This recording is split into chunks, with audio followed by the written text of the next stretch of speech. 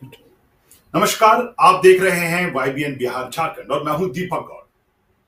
आज सवाल पे बवाल हमारे इस कार्यक्रम में हम बात करने जा रहे हैं बिहार विधानसभा चुनावों में राजद को मिली प्रचंड हार के बाद अब पार्टी के भीतर एक अंदर घमासान नजर आ रहा है।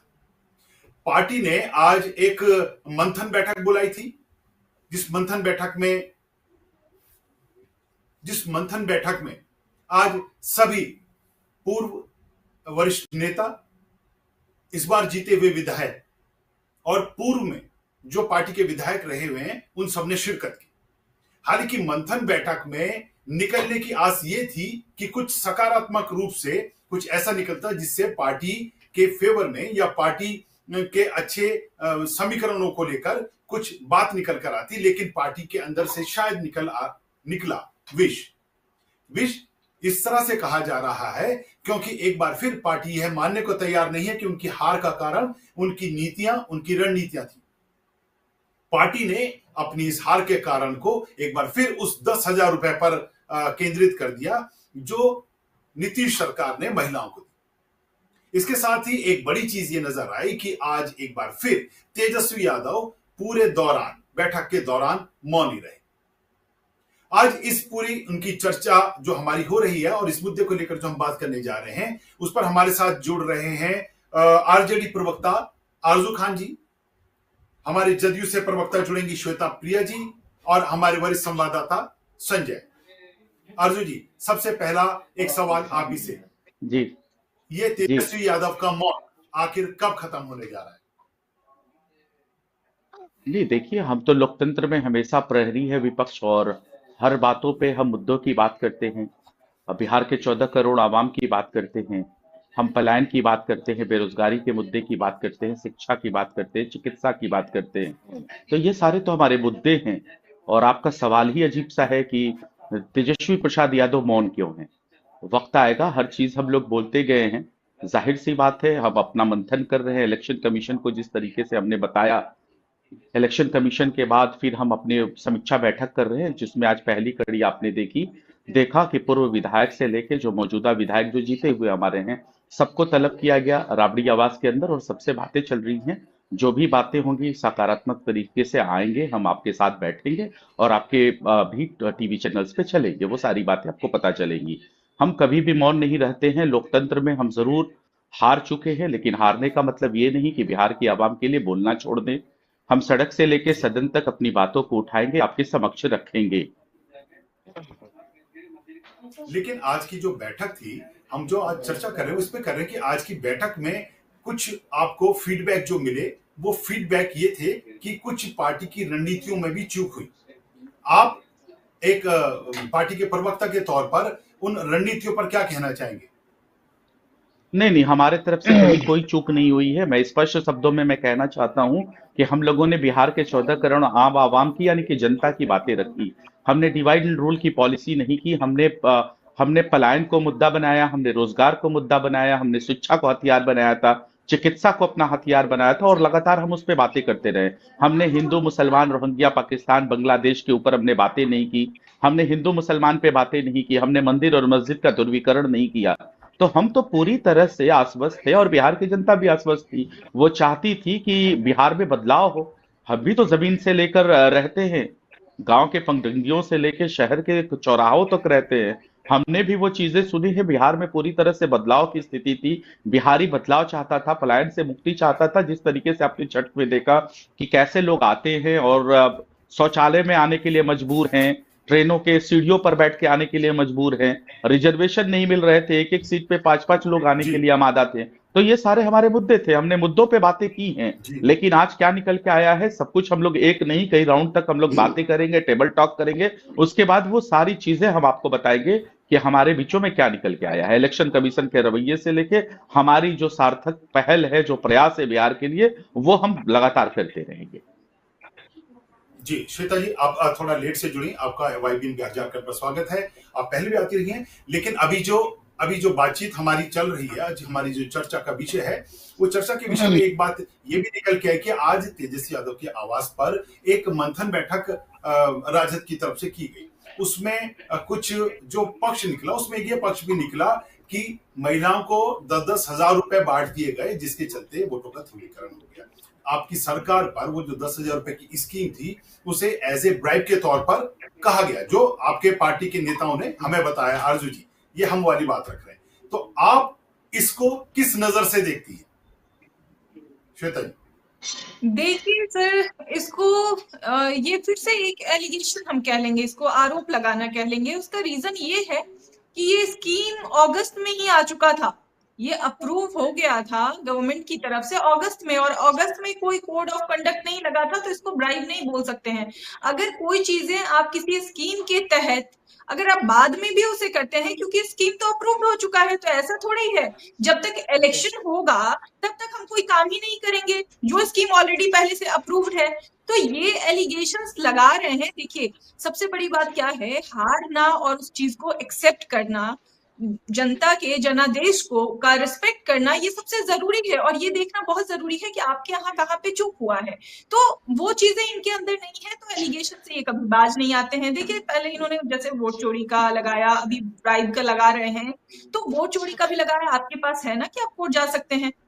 शायद ये लोग गए भी हैं इसको लेके, ब्राइब का कह के, इस 10,000 रुपए को ब्राइब का कह के गए हैं, तो वो तो कोर्ट डिसाइड करेगी। जबकि हम आपको बता दें, इसमें कुछ भी ऐसा नहीं है कि कोड ऑफ कंडक्ट का उल्लंघन हुआ है, तो ये कोई ब्राइब नहीं है। पहले भी इन्होंने गुमराह किया है बिहार की जनता को कि वो 10,000 रुपए आपको लौटाने पड़ेंगे, जबकि वो सहायता राशि है। किसी भी बहन को, किसी भी माता बहनों को वो रिटर्न करने की जरूरत नहीं है। तो पहले तो इनको संगठित होना पड़ेगा अपने महागठबंधन के अंदर, जो कि ये लास्ट तक संगठित नहीं हो पाए। तो ये कंफ्यूजन क्रिएट किया है इन लोगों ने, लोगों के, जनता के बीच में, और उसके बाद सिर्फ आरोप लगा रहे हैं। शुरू पहले कोई और बैकग्राउंड क्रिएट कर रहे थे, क्योंकि इनको पता था कि देखिए, ये जुमलेबाजी से आप नहीं जीत सकते हैं इलेक्शन, आपको विकास के मुद्दे पे काम करना पड़ेगा। और जो ये बात कर रहे थे अभी आजू जी, ध्रुवीकरण की बात कर रहे थे, हम आपको बता दें, जाति धर्म से उठ के इस बार बिहार की जनता ने वोट किया है, जिसको विकास धर्म बोलते हैं। और विकास का ना तो कोई जाति होता है, ना ही कोई धर्म होता है। अगर विकास होता है तो वो वहां पे रहने वाली सारी आबादी के लिए, 14 करोड़ आबादी के लिए वो एक धर्म है जिसका नाम विकास होता है।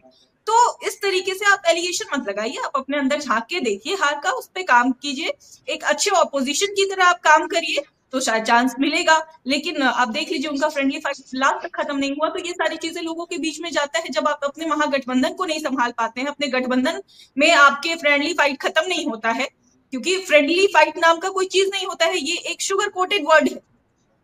तो लोग इन बातों को बहुत अच्छी तरीके से समझते हैं। जस्ट बिकॉज आपने उसको फ्रेंडली नाम दे दिया, तो ऐसा नहीं है फ्रेंडली देके आप गुमराह कर सकते हैं। तो आप इन चीजों पे काम करिए, क्योंकि जब आपके गठबंधन में एकजुटता रहेगा तभी लोगों को विश्वास भी होगा, और लोगों को लगेगा फिर आप एकजुट होकर विकास कर सकते हैं। जब आप अपने गठबंधन में एकजुटता नहीं ला पाए, तो विकास में क्या, पूरे बिहार में क्या एकजुटता लाएंगे। और रही बात सामाजिक न्याय की, तो अभी क्या हो रहा है इनके परिवार में आप देख ही रहे हैं। तो जिसके घर में पहले बहू सेफ नहीं थी, अब बेटी सेफ नहीं है, उनका स्टेटमेंट देख लीजिए। तो फिर उस बिहार भी तो एक परिवार हुआ ना।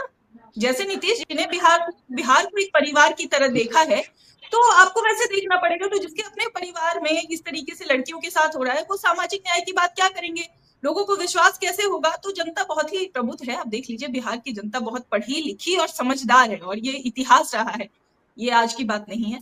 वो इन लोगों ने कोशिश बहुत किया था चरवाहा विद्यालय खोलने का, बट वो सक्सेसफुल नहीं रहा।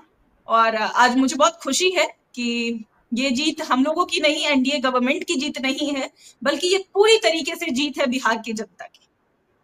जी संजय, आप संजय की ओर रुख करना चाहेंगे। संजय, आज आप जो राजद की जो बैठक थी, आपने उसके बाद बाहर निकले, कुछ विधायकों से और पूर्व नेताओं से भी बात की, क्या उन लोगों की प्रतिक्रिया थी? अभी तक हम तक जो छनकर खबर आई उसमें यह है कि अंदर खाने कुछ वरिष्ठ नेताओं ने पार्टी के कुछ रणनीतियों पर भी सवाल उठाए, कुछ फैसलों पे भी सवाल उठाए। आपके पास क्या रिपोर्ट है संजय? बिल्कुल, देखिए, ये बैठक जो है लालू यादव की अध्यक्षता में बुलाई गई थी, और लालू यादव खुद उस बैठक में शामिल हुए थे। राबड़ी देवी थी और तेजस्वी यादव खुद थे। एक ही गाड़ी में पूरा परिवार जो है शामिल होकर इस बैठक में शामिल हुआ। ये समीक्षा बैठक जो है काफी देर तक चली, और उन विधायकों को बुलाया गया था जिन विधायकों ने जीता था, उन्हें भी बुलाया गया, और जो प्रत्याशी थे जो हार गए आरजेडी के, उन्हें भी बुलाया गया था। कई सांसद भी शामिल हुए थे इस बैठक में। काफी देर तक गहरी मंथन चली कि आखिर हार का कारण क्या हुआ। सारा हार का कारण कई विधायक अपने ऊपर भी ले रहे थे कि हमारी वजह से हार हुई है। हमने लोगों से बातचीत की, कई जो प्रत्याशी हैं उनसे भी हमने बात की। उन्होंने सीधे तौर पर कहा कि मेरे वजह से हार हुई है। लेकिन ये हार का कारण अभी स्पष्ट तौर पर पता नहीं चल पाया, लेकिन गहरी मंथन हुई है। आप देखेंगे शुरू से ही तो लालू यादव की जो पार्टी दफ्तर की तस्वीर है वो हटा दी गई थी। तेजस्वी यादव अपने चेहरे पर ही अपने दम पर चुनाव लड़ना चाह रहे थे, लेकिन बिहार की जनता लालू यादव से भी प्यार करती है, तो ऐसे में कहीं ना कहीं लालू यादव को दरकिनार अपने ही परिवार से होना पड़ रहा था। सीधे तौर पर चुनाव प्रचार में भी लालू प्रसाद यादव उतने नहीं गए, जब सिर्फ दानापुर ही जा पाए। अगर वो अपने कार्यकर्ताओं से बातचीत कर लेते फोन पे तो उन कार्यकर्ताओं का जोश कई गुना बढ़ जाता। जो कार्यकर्ता अगर मिलने के लिए तेजस्वी यादव से आते हैं, उनके आवास पर वो मिल नहीं पाते हैं। अपने ही राघोपुर की जनता से वो मिलना बहुत मुश्किल होता है उनके लिए, क्योंकि जो जयचंद का नाम सबसे ज्यादा इस पूरे परिवार में सुनने को मिला, तेज प्रताप यादव भी उसका विरोध कर रहे हैं। अब तो खुलकर रोहिणी आचार्य भी आ गई हैं, तो साफ तौर से जयचंद की जो चर्चा हो रही है, जयचंद कोई और नहीं बल्कि उनके घर में ही है। तो ऐसे में कहीं ना कहीं ये सारे चीजों को देखते हुए गहरी मंथन हुई और इस पर सारा ठिकरा जो है संजय यादव पर फोड़ा जा रहा है। तो यानी कहीं ना कहीं अब जो आरजेडी के चाणक्य कहे जाते हैं लालू यादव, उनका कहीं ना कहीं उनको दरकिनार किया गया था, जिसकी वजह से इसका खामियाजा देखने को मिला है। तो लालू यादव सबसे बड़े बिहार के राजनीति के चाणक्य हैं, वो भी अपने पार्टी के लिए चाणक्य हैं। जब घर में ही खुद इतने बड़े पोस्ट पर लालू यादव खुद 2 बार मुख्यमंत्री रहे, 1 बार रेल मंत्री रहे, उनकी माता जो है मुख्यमंत्री हैं, जब वो लोगों से कोई राय मशवरा या कोई इस तरह की बातें नहीं हुई, तो आखिर कोई ना कोई कारण होगा। आज लालू यादव उसी बैठक में शामिल हुए, आखिर वो कल तक क्यों नहीं हो रहे थे? आखिर ये सारे चीज रोहिणी आचार्य ने खुलकर अपने फेसबुक पर, एक्स हैंडल पर पोस्ट कर करके लिखा है। सारी बातें उन्होंने जानकारी दी है मीडिया को। तो कहीं ना कहीं जब अगर चुनाव प्रचार में देखा जाए तो लालू प्रसाद यादव अगर खुद से कार्यकर्ताओं से बातचीत कर लेते फोन पर, अगर जो लोग अगर नाराज हुए, जिनका टिकट कटा, उनके राबड़ी आवास पर एक वीडियो भी वायरल हो रहा होगा, दीपक आप देखे होंगे कि जो व्यक्ति ने श्राप दिया और कहा कि 25 सीट पर ही सिमट जाएगा आरजेडी, और वही हुआ भी। तो यानी कहीं ना कहीं जो लोग नाराज हो रहे थे वो नाराजगी को जो है लालू परिवार या तेजस्वी यादव उसे मनाने की कोशिश नहीं की है।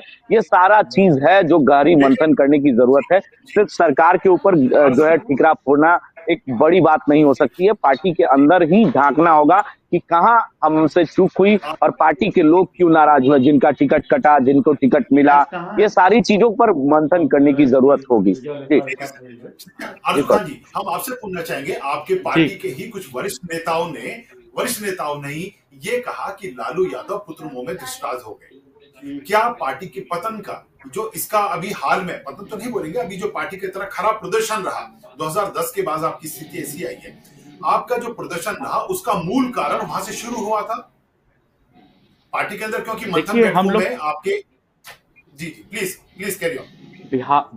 बिहार के 14 करोड़ आम आवाम के बारे में पूछिए, जनता के हितों के बारे में पूछिए, मैं जरूर उस पर बात करूंगा। अगर आप पार्टिकुलर किसी फैमिली के ऊपर आके सवाल करिएगा तो मैं उसके लिए नहीं बना हूं। आप बिहार के 14 करोड़ आवाम के लिए सवाल और जवाब तलब करिए, मैं जरूर दूंगा। देखिए, सबसे पहले सत्ता पक्ष की प्रवक्ता श्वेता जी ने क्या क्या कहा। वो इलेक्शन कमीशन की जो है आ जाती है बन के, आधिकारिक प्रवक्ता बन के आ जाती है। मैं ये कहती है कि ये एलिगेशन लगाते हैं। हम कहते हैं कि कोड ऑफ कंडक्ट लागू था, इलेक्शन कमीशन जो है पता चलता है कि प्रेस कॉन्फ्रेंस करने वाली है और 30 से 40 मिनट पहले बिहार के महिलाओं के खाते में पैसे ट्रांसफर किए जाते हैं। तो सबसे बड़ा सवाल यह है कि इस लोकतंत्र को कौन कमजोर कर रहा है। बिहार में आचार संहिता लागू है, प्रेस कॉन्फ्रेंस होने वाला है, इलेक्शन कमीशन प्रेस कॉन्फ्रेंस करता है और 40 मिनट पहले 10-10 हजार रुपए महिलाओं के, करोड़ों लोगों के खाते में आते हैं। तो ये इलेक्शन कमीशन कहां रह जाता है? क्या हम एलिगेशन लगा रहे हैं या हम सच बात कह रहे हैं? इन्होंने कहा कि चरवाहा विद्यालय, जाहिर सी बात है इनको चरवाहा विद्यालय के बारे में नहीं पता चलेगा, क्योंकि इनकी जो पृष्ठभूमि है ना, वो गरीब, वंचित, दलित और शोषितों से ये करते हैं, नफरत करने वाली है। तो इनको बहुजन कॉन्सेप्ट था चरवाहा विद्यालय, ये बहुजन कॉन्सेप्ट इनको नहीं समझ में आएगा। मैं कहता हूं कि 20 सालों से सत्ता और शासन आपका है, आपको ये क्या नहीं पता है कि बिहार प्रदेश में सबसे ज्यादा अगर बच्चा हाई स्कूल जाते जाते ड्रॉप आउट करता है तो पहला राज्य यही है। हाई स्कूल तक जाते जाते बच्चा अपने पढ़ाई छोड़ देता है। तो इसका आप लीजिए ना, क्रेडिट लीजिए, लेकिन ये क्रेडिट तो लेती नहीं है। यहाँ सबसे ज्यादा ग्रेजुएशन का जो रिजल्ट है सबसे लेट मिलता है पूरे राज्यों में। 6 साल, 7 साल, 8 साल, कितने लोगों को तो वो रिजल्ट मिलते भी नहीं है। तो ये तो सेशन का हाल है, आप रिजल्ट कितना सेशन से लेट करती हैं। 6 से 7 लाख बच्चे दूसरे स्टेट में जाते हैं, पलायन करते हैं अपने एजुकेशन के लिए। इंटरमीडिएट का अगर आप देख लीजिए तो इंटरमीडिएट में 12 से 13 लाख बच्चे सालाना एग्जाम देते हैं। एग्जाम देने के बाद वो ग्रेजुएशन की पढ़ाई करने के लिए सिर्फ बिहार सरकार के पास 6 लाख सीटें हैं। वो 6 से 7 लाख बच्चे दूसरे स्टेट में पलायन करते हैं। यानी कि एजुकेशन के लिए भी पलायन करता है, 2 वक्त की रोजी रोटी के लिए भी पलायन करता है। ये है बिहार प्रदेश का हाल। और आप शिक्षा पे बात कर रही हैं हमसे। नेशनल हेल्थ सर्वे की रिपोर्ट की अगर बात कर ली जाए तो 63% महिलाएं एनेमिक है, सबसे ज्यादा बिहार प्रदेश की है। तो ये सवाल का जवाब है ना। एक मिनट सुनिए, इन चीजों पे हम पूर्व में भी कई बार डिस्कशन कर चुके हैं। आज जो हमारी चर्चा का जो एक विषय बना था, वो विषय ये था कि किस तरह से आखिर जो आपकी पार्टी की बैठक हुई उसमें से क्या निकला और क्या फीडबैक आया, और उस फीडबैक पे चर्चा हो रही है। इन मुद्दों पे पहले भी हम कई बार बात कर चुके हैं। आपका एक जो सवाल था उसका जवाब मैं दोबारा मैंने आपसे शुरुआत जी मैं बता रहा हूं। मैंने फर्स्ट ही राउंड में मैंने आपसे कह दिया था कि जैसे ही हमारी कई बार बैठकें चलेगी और जैसे ही सारी चीजें स्पष्ट रूप से निकल कर आएगी, मैं जरूर उसका जवाबदेही बनूंगा और मैं आपको जवाब दूंगा। इलेक्शन की जो रवैया थी, जो कार्रवाई थी, उसके हिसाब से तो जो सत्ता पक्ष के लोग आज फिर सत्ता पे काबिज हो चुके हैं, ये सवाल तो है। हम पहले ही हम इसको डिनाय नहीं कर रहे हैं, हम मजबूती के साथ रख रहे हैं। और इलेक्शन कमीशन का जिस तरीके से रवैया हमने देखा है, एसआईआर को आप ले लीजिए। आप कहते हैं कि एसआईआर आप लोग करते हैं, मैं कहता हूं कि उसकी टाइमिंग को लेकर हमको परेशानी थी। एसआईआर से हमको परेशानी नहीं थी। और वो एसआईआर होता है, उसके बाद आप निर्धारित करते हैं कि इतने करोड़, इतने लाख मतदाता है, लेकिन इलेक्शन का जब रिजल्ट आता है तो 3 लाख ज्यादा कैसे हो जाता है, जबकि मतदाता तो 7 करोड़ 45 लाख के 42 लाख के करीब थे ना। तो ये सारे सवालात हैं। ये सवाल का जवाब तो हम इलेक्शन कमीशन से चाहते हैं, इलेक्शन कमीशन इसका जवाब नहीं देती है। अगर सीसीटीवी फुटेज मांगा जाए तो वो 3 महीने, 1 महीने में डिस्ट्रॉय करती है, 2 महीने में डिस्ट्रॉय करती है। अगर आप सीसीटीवी फुटेज अगर डिस्ट्रॉय कर देते हैं तो ये बताइए कि सबूत आपके पास कैसे आएंगे। आज तो डिजिटल वक्त है। अगर हम इलेक्शन कमीशन से कोई एविडेंस मांगते हैं तो 60 फीट, मेरे इतना लंबा चौड़ा 7 फीट कागजात भेज देती है इस डिजिटल युग में भी। तो ये सारे सवाल है ना। मैं उसी सवाल पे आ रहा हूं कि आप अगर जीती हैं, सत्ता पक्ष में बैठी हैं, तो आप जनता के जनादेश से नहीं बैठी हैं। आपने जनता के जनादेश को लूटा है, जनादेश की चोरी की है। मैं स्पष्ट रूप से मैं कह रहा हूं, खुलेआम मैं कह रहा हूं इस चीजों को। और उसके बाद भी हम आकलन कर रहे हैं कि हमारे अंदर क्या कमियां थी, क्या खामियां थी, उसके लिए हम बैठ रहे हैं, बैठकें कर रहे हैं। बस यही मुद्दे पर बात करने के लिए आज हम आए, क्योंकि पूर्व में आपकी कही बातें हम करीबन अपने 20 से 25 शो में इस तरह की बातों पर बात कर चुके हैं। आपके सारे आरोपों पर सत्ता पक्ष के जो लोग रहे और जो रणनीतिकार रहे या जो राजनीतिक विश्लेषक रहे, उन्होंने कई तरह से उस पर बातें की। आपका सवाल वाजिब है, इस पे जवाब हम शिद्दत से मांगेंगे। पर जो सवाल आपसे पूछा गया, आप उससे थोड़ा सा इधर हट के थोड़ी बात कर रहे हैं। हमने ये पूछा था कि आपकी पार्टी के ही एक बड़े नेता ने लालू यादव को दुष्टांत कह दिया। उन्होंने बोला था कि क्या पुत्रमोह के चलते, जो अब हमारा सवाल है, क्या कि पुत्रमोह के चलते जो लालू का जो फैसला था उससे कहीं ना कहीं राजद के इस सेटबैक की वो आधारशिला बना? ये हमारा सवाल है।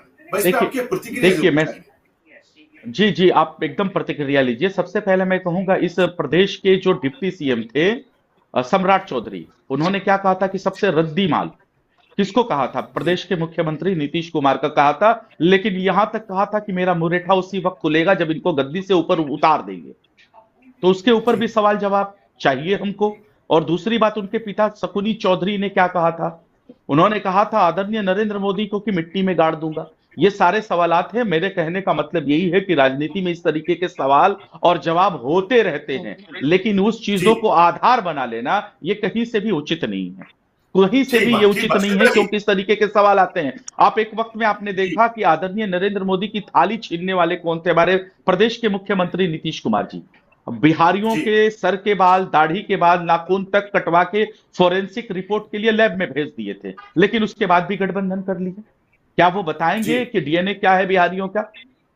उन्होंने तो कहा था ना कि मिट्टी में मिल जाऊंगा, लेकिन भारतीय जनता पार्टी में नहीं जाऊंगा। लेकिन ये सारी चीजें, मेरे कहने का मतलब यही है, मेरे कहने का कॉन्सेप्ट यही है कि ये सारी चीजों को अगर आधार मान लिया जाए, हर सवाल का जवाब अगर तलब कर लिया जाए, तो ये लोगों की अपनी प्रतिक्रिया होती है। इससे पार्टी के ऊपर कहीं कोई फर्क नहीं पड़ता है, चाहे वो कोई भी पार्टी हो।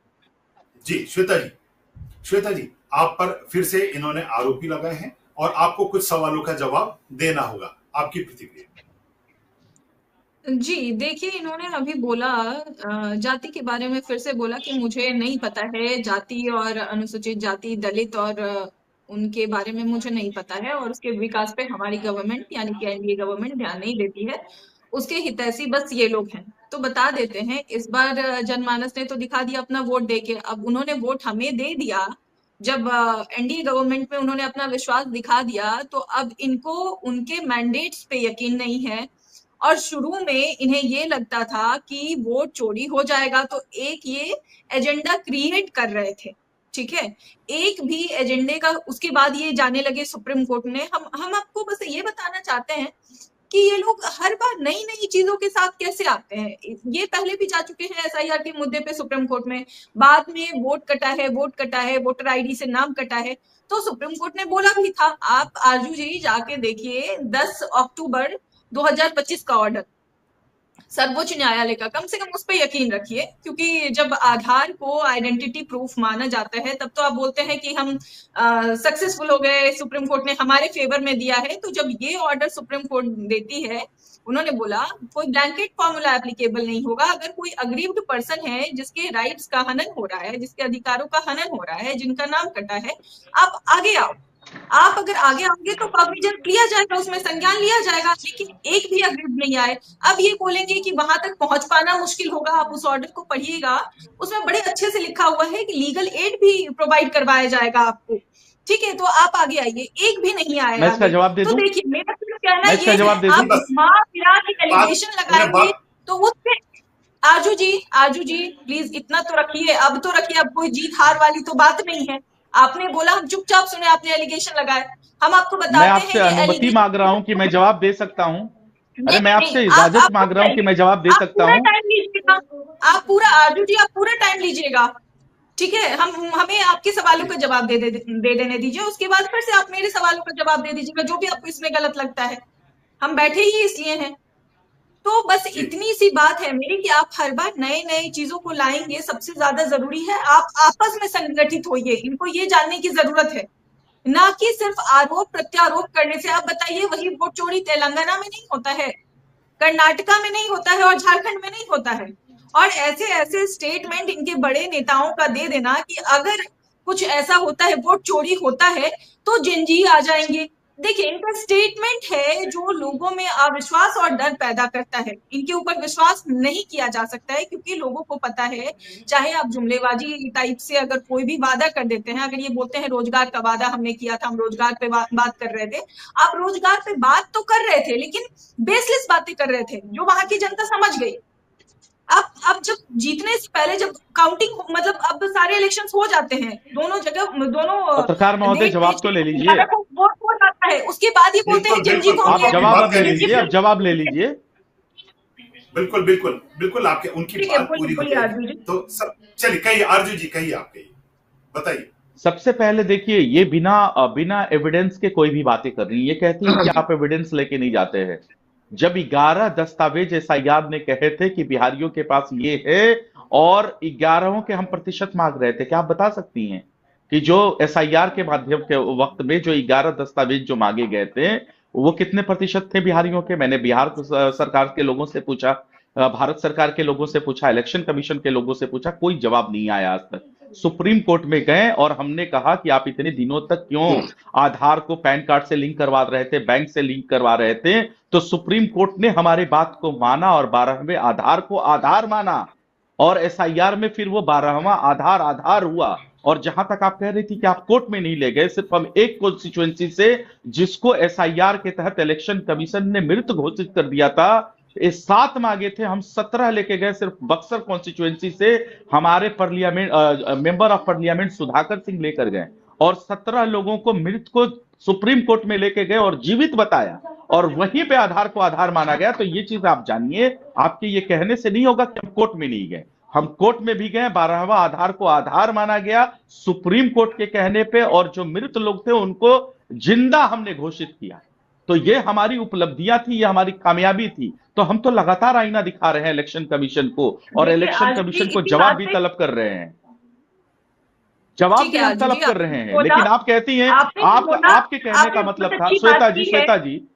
श्वेता जी, जी आपके कहने का मतलब था कि हम करते नहीं है, वेस्टलेस बातें करते हैं। हम वेस्टलेस बातें नहीं करते हैं, हम सुप्रीम कोर्ट में जाते हैं, सुप्रीम कोर्ट में जाके जजेस के सामने बात रखते हैं, मजबूती से बात रखते हैं। 12वें आधार को आधार माना जाता है। तो आप ये कैसे कह सकते हैं हम वेस्टलेस बातें करते हैं? और हम बहुत ठीक सारे है, एविडेंस जो है इकट्ठा करके राहुल गांधी ने देश के मीडिया के सामने मुखातिब किया। देश की मीडिया चौथा स्तंभ है इस लोकतंत्र का, और उस मीडिया गवाह है। देश के मीडिया ने वो फुटेज और वीडियो दिखाए कि एक एक कॉन्स्टिट्यूएंसी में कैसे लाखों मतदाताओं को हमने चिन्हित किया, और ये बताने का काम किया इलेक्शन कमीशन को, ये आपके अंदर त्रुटियां हैं, कमियां हैं, खामियां हैं। उसके बाद भी आप कहती है कि हम वेस्टलेस बातें करते हैं। हम विपक्षी जितने भी हम पार्टी के लोग हैं, वो बिहार देश के लोकतंत्र की बातें करती हैं, दो देश के लोकतंत्र को मजबूत करने की बातें करती हैं। लेकिन आप जिस सत्ता पक्ष से आती हैं, इस देश के लोकतंत्र को लगातार कमजोर कर रही है। इलेक्शन देखिए कमीशन के आजू जो हमने वीडियो फुटेज आजू दिए जी, हैं, उस चीजों का इलेक्शन कमीशन हमको जवाब दे। हम उनसे चाहते हैं ये जवाब। देखिए आजू जी, आपने जो बात कही उससे एक चीज जो आपने बोला, आधार कार्ड को आप लोग गए थे और आधार कार्ड को आइडेंटिटी कार्ड मान लिया गया। ठीक है, तो आप इस बात को मानते हैं और ये जानते हैं कि सर्वोच्च न्यायालय ने सही निर्णय लिया है। ठीक है, आपने अपने एविडेंस पेश किए होंगे उन चीजों को सुनते हुए, और हम भी इसकी सर्वोच्च न्यायालय की किसी भी डिसीजन को बहुत अच्छे से मानते हैं और उसका रिस्पेक्ट करते हैं। रही बात, मेरा सिर्फ इतना ही कहना है, जब आप एक ऑर्डर को मानते हैं तो दूसरे ऑर्डर को भी मानिए ना। बात सिर्फ इतनी होती है, जो चीज आपके फेवर में होता हम है, सुप्रीम कोर्ट के जो हर चीज आपके ऑर्डर को फेवर मानते में हैं। होता है आप उसको हम मान लेते हैं, सुप्रीम कोर्ट जो को चीज नहीं आपके नहीं नहीं फेवर में नहीं होता श्वेता है जी, आप नहीं उसको नहीं बोलते हैं श्वेता जी, सर्वोच्च न्यायालय की गलत कर दी। देखिए आजू जी, श्वेता जी, आपकी आपके बात को कहने बहुत से नहीं होता है। देखिए आजू हम जी, सुप्रीम देखिए आपने कोर्ट के बोला, हर आप ऑर्डर को आपको मानते भी हैं। बीच में हम बोलना हम चाहते थे लेकिन हम नहीं बोले। मेरी बात आपके सुनिए, बीच में नहीं बोलना चाहते नहीं थे, हमने नहीं बोला। पूरी तरीके से रुके, आपकी बातों को खत्म होने, आपके बात के खत्म होने का इंतजार किया, अब आप भी कर लीजिए। तो मेरा तो कहना इतना है कि जब आप एक ऑर्डर को मान रहे हैं, आप बोल रहे हैं कि आप सही थे, सर्वोच्च न्यायालय ने सही किया, तो हम भी आपके फेवर में जो ऑर्डर आया है हम उसको भी मानेंगे, क्योंकि वो सर्वोच्च न्यायालय का डिसीजन है। और जो चीज आपके अगेंस्ट में अगर चला जाता है तो आपके प्रवक्ता या आप लोग सवाल खड़ा करते हैं कि वो बिल्कुल गलत है, सर्वोच्च न्यायालय पे भी हमें यकीन नहीं है। आपके प्रवक्ता मेरे साथ कई डिबेट में बोल गए हैं। तो इन चीजों से बस थोड़ा सा जरूरी ये है कि आप लोकतांत्रिक संस्थानों पे थोड़ा सा यकीन रखिए, ताकि लोकतंत्र को बचाया जा सके। इस तरीके से लोगों को गुमराह नहीं कर सकते हैं। और उसी सुप्रीम कोर्ट ने बोला था किसी का वोट चोरी नहीं माना जाएगा जब तक कि अग्रिम पर्सन जी खुद नहीं आता है। क्योंकि आप लोग किसी के बिहाफ पे जाके फाइल कर दोगे। आप जिस राहुल गांधी की बात कर रहे हैं ना, कि उन्होंने ये कर दिया, उन्होंने ये एविडेंस ले आए वो, आप देखिए मुझे नेक्स्ट उसमें जी रखिए सर, मतलब हम एंकर से मेरा अनुरोध है कि मुझे नेक्स्ट डिबेट में रखिएगा। कई ऐसे फुटेज आए हैं, कई ऐसे जगहों से आए हैं जिसमें महिलाएं बोल रही हैं कि इन्होंने मुझे बोला था कि नाम कट गया, और इन्होंने बोला था स्टेज पे बोलने के लिए, और बाद में वो जाके चेक की तो उनका नाम नहीं कटा था। तो इस तरीके से गुमराह मत करिए। और रही बात गुमराह को छोड़िए, तो हम बस सुप्रीम कोर्ट की बातों पे मैंने जो बोला, अगर एक ऑर्डर को मानते हैं तो दूसरे ऑर्डर को लेकिन मानिए। अगर तेलंगाना, जी कर्नाटका और झारखंड की जीत को आप अपना मानते हैं, तो बिहार में जो हार हुआ है उसको भी एक्सेप्ट करिए। Acceptance is the key of success, failure is the key of success. अगर आप उन चीजों पे संजय मन जी, करते हैं। श्वेता जी, हम एक सवाल अब जरा आजू जी आपके पास आए, इससे पहले एक सवाल संजय से ले लें, क्योंकि संजय आज जो फीडबैक आया, जो बैठक से बाहर निकल के कई विधायक और कई जो रणनीतिकार राजद के जो थे, उन्होंने एक फीडबैक ये भी दिया, वो दबी जुबान में दिया कि कांग्रेस के साथ गठबंधन करना क्या भारी पड़ा? बिल्कुल, देखिए कांग्रेस के साथ गठबंधन हुई लेकिन सही तरीके से नहीं हो पाई, क्योंकि ये एक तरह से कह सकते हैं कि तेजस्वी यादव प्रेशर पॉलिटिक्स करने लगे कांग्रेस के साथ, और मुख्यमंत्री का चेहरा को लेकर जो नाराजगी थी तेजस्वी यादव को, वो नाराजगी कहीं ना कहीं इस चुनाव में भी देखने को मिला। अंत में जाकर जब चुनाव के अंतिम नामांकन था, उस दौरान अंत में जो है कांग्रेस के तमाम बड़े नेताओं को आना पड़ा और जो है उन्हें कहना पड़ा कि जो है मुख्यमंत्री का चेहरा होंगे। तो ये एक बड़ा नुकसान का कारण भी हो सकता है कि क्योंकि देर हुई, क्योंकि दोनों के बीच असमंजस का स्थिति था। कई सीटों पर जो उम्मीदवार खड़े किए थे, तो दोनों पार्टियों ने उम्मीदवार खड़े कर दिए। कई जगहों पर सीपीआई ने भी खड़ा कर दिया, कम्युनिस्ट पार्टी ने भी खड़ा कर फ्रेंडली दिया। फाइट, तो फ्रेंडली जिसके फाइट। वजह से बात, हाँ, फ्रेंडली फाइट जिसको कहते हैं, तो ये फ्रेंडली राइट। फाइट हो गई, जिसके वजह से इसका नुकसान भी मिला है। और पूरा प्लानिंग के तहत ये चुनाव नहीं हुआ। अगर प्लानिंग के तहत आरजेडी और कांग्रेस के बीच अगर बैठकर सब कुछ सहमति सही तरीके से होता, कोऑर्डिनेशन कमेटी का अध्यक्ष भले तेजस्वी यादव को बनाया गया, लेकिन मुख्यमंत्री का चेहरा नहीं। कई बार मंच से बोलते रह गए, तेजस्वी यादव खुद राहुल गांधी को प्रधानमंत्री का चेहरा बताते थे, लेकिन राहुल गांधी जो है मुख्यमंत्री का चेहरा तेजस्वी को नहीं बता पाते थे। तो ये सब कारण है, और जिसके कारण नाराजगी दिखी, और वो नाराजगी का कारण जो है वो हार में तब्दील हो गया। तो यानी कहीं ना कहीं गठबंधन के जो तालमेल थे वो सही तरीके से नहीं हो पाए। आपस में ही तालमेल सही तरीके से, सीट बंटवारे में भी कई तरह की देरी हुई। सीट बंटवारे में भी कई राउंड बैठक चली, दिल्ली से लेकर पटना तक बैठक हुई, लेकिन कोई निष्कर्ष नहीं निकल पाया। देर हुई, लेकिन देर के कारण अब देर जो है बहुत देर हो चुकी है। जी, लेकिन आरजू जी अभी आपने राहुल गांधी की बात कही। अभी हमारे संवाददाता संजय ने भी बोला कि कैसे कांग्रेस हुआ। कांग्रेस के ही कई प्रवक्ताओं ने, कई नेताओं ने और कई वरिष्ठ नेताओं ने इस बात का जिक्र किया कि कांग्रेस की नीति निर्धारण में, उनकी रणनीति में कई खामियां रही, जिसकी वजह से महागठबंधन को और खुद कांग्रेस को बुरा नुकसान हुआ। अगर आप एक असेसमेंट के तौर पे देखेंगे तो आप क्या फीडबैक अपनी पार्टी को देना चाहेंगे कि किन बिंदुओं पर आखिर चूक हुई? देखिए, हम उसके ऊपर समीक्षा कर रहे हैं। मैं बार बार ये चीजें कह रहा हूं, जब तक हम पूरी तरीके से वो समीक्षा न कर लें तब तक हम इसको कुछ कह नहीं सकते हैं। जब हमारी समीक्षा पूरी हो जाएगी 1, 2, 3 बैठकों के बाद, तो हम आपके मीडिया के चैनल्स पे जरूर आएंगे और आपको अपनी सारी बातें बताएंगे। जहां तक रही बातें, तो ये दोनों तरफ की, ये वन साइडेड कहना कि मतलब हम इलेक्शन में हार चुके हैं तो हमारे ऊपर सारी बातें कहना। आप देखिए ना, आपातकालीन बैठक चल रहा था जनता दल यूनाइटेड के अंदर। आपातकालीन बैठक आपात वक्त में चलता है, और सुबह में आपने देखा उपेंद्र कुशवाहा कह रहे थे ऑल इज वेल, और दोपहर में, शाम में बोलते हैं ऑल इज नॉट वेल। जब दिल्ली जाते हैं तो फिर आते हैं, बोलते हैं कि सब कुछ ठीक हो गया। जितेंद्र राम मांझी जी को देख लीजिए, उनका बयान था कि जो नीतीश कुमार की नाराजगी जायज है। तो इस तरीके की चीजें चली।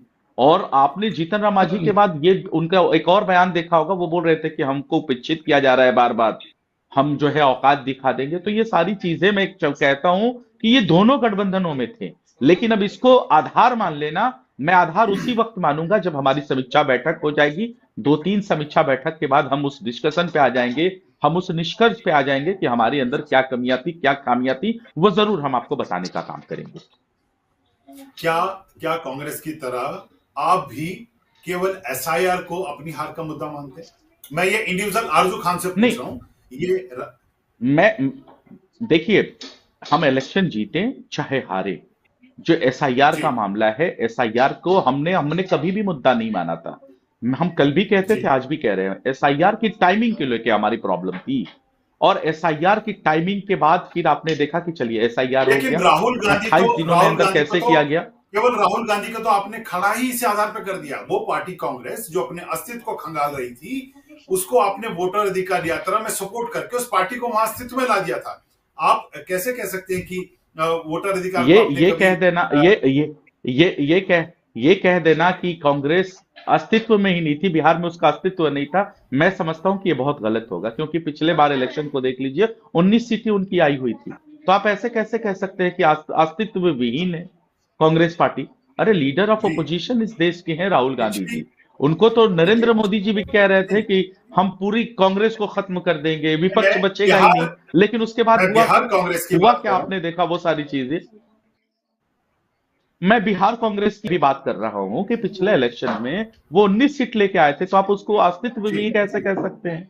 जरूर उनका है, कार्यकर्ता है, उनके लोग जीतते हैं। अभी ये लोकसभा इलेक्शन में देख लीजिए, वो गए हैं ना लोकसभा इलेक्शन में, अभी कितने दिन हुए पहले। जो पार्टी दशकों तक राज्य की सत्ता की धुरी में रही हो, आरजू जी, वो पार्टी अगर लगातार अपना ग्राफ नीचे जाता हुआ देख रही है, उनके यहाँ वो मंथन बैठकें उस चीज को लेके हो रही हैं, तो ये बड़ी अच्छी बात है कि महागठबंधन के साथी घटक दल के तौर पे आप यही उन्हें बूस्ट करने के लिए ऐसा कह रहे हो, यही लेकिन उनके यही देश के लोग बैठ रही है जी, यही देश के लोकतंत्र की खूबसूरती है। और इस देश के लोकतंत्र में जनता मालिक होती है और जनता का यही जनादेश है, जब चाहे वो आपको लेके आती है, जब चाहे आपको वो बाहर कर देती है। तो मैं समझता हूं इस जनता के जनादेश का हम सबको सम्मान करना चाहिए। अब भारतीय जनता पार्टी को देख लीजिए, कितने दशकों तक वो देश की राजनीति में नहीं थी, वो सत्ता में नहीं थी, लेकिन वो आज आई। तो इस देश की लोकतंत्र की खूबसूरती है। लेकिन जिस देश के लोकतंत्र पे बैठते हैं, लोकतंत्र के चौथे खंबे से लेकर देश का जो स्वायत्त संस्थान है उसके ऊपर कब्जा करना, ये गलत है और इसके खिलाफ हम हैं और इसके खिलाफ हम आवाज उठा रहे हैं, आवाज उठाते रहेंगे। श्वेता जी, अब अपनी चर्चा के आखिरी पड़ाव में एक कमेंट अब आगे आपसे पूछेंगे कि ये तेजस्वी यादव, हालांकि जब आरजू जी से इस सवाल का जवाब पूछा गया तो उन्होंने वो टाल दिया। उनसे पूछा गया कि आखिर परिवार पर, अपनी पार्टी को लेकर और अपनी सियासी पॉलिटिक्स आगे के लेकर तेजस्वी यादव अपना मौन कब तोड़ेंगे, क्योंकि चुनाव हुए भी अब 4 दिन से ज्यादा हो गए हैं, रिजल्ट आए भी 4 दिन से ज्यादा हुए, लेकिन उनका कोई बयान आया नहीं है। आप कैसे देखते हैं उनके मौन को, और वो किस तरह से वो आदमी जो माई बहन मान योजना की बातें करते हैं, उनकी बहन के साथ ऐसा व्यवहार हुआ, वो रोती भी जाती है, उस पर उनकी कोई प्रतिक्रिया नहीं आती है। तो प्रतिक्रिया भले ही दूसरे भाई तेज प्रताप बहुत मुखर होकर दे रहे हो, उस पर प्रतिक्रिया भी शायद उनकी रुकी हुई है, पर आप क्या देखती हैं, कब तक ये प्रतिक्रिया आएंगे, उनका मौन कब तक खत्म होगा? देखिए, वो उनके नेतृत्व करता है, उनके नेता है, उन्हें नहीं पता प्रतीक उन्होंने जिसको भी दिया है, तो बिहार के मैंडेट को, बिहार की जनता के मैंडेट को स्वीकार करना चाहिए था।